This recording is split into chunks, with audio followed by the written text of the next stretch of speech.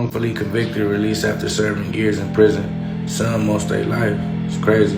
Check it out. This man right here is Ricky Jackson.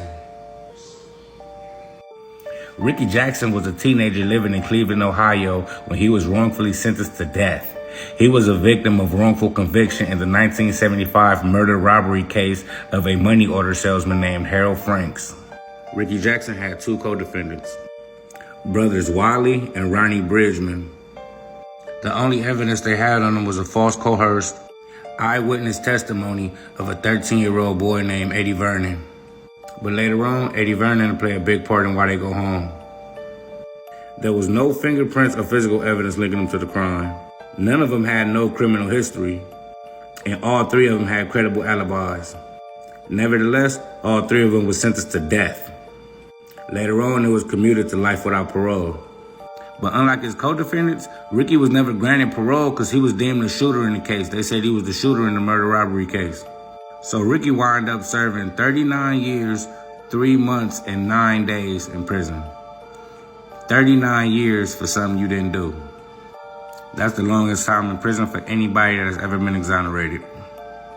In 2011, Cleveland Scene magazine published a detailed examination of the case. It highlighted numerous inconsistencies in Eddie Vernon, the witness testimony, in the absence of any other evidence linking the three men to the case. The reporter from the newspaper reached out to Eddie Vernon's pastor so he can try to talk to him, but Eddie Vernon still didn't want to openly discuss the case. But look, the pastor later said in a sworn affidavit that he said that Eddie Vernon told him that he lied to the police about witnessing the murder in 1975, and he had put 3 innocent men in prison for murder. He said he tried to back out of the lie at the time of the lineup, but he was only a child, and the police said it was too late for him to change his story.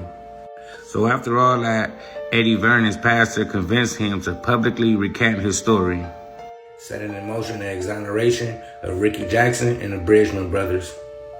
In November of 2014, Judge Richard McMonagle granted motion for new trial, vacating their convictions.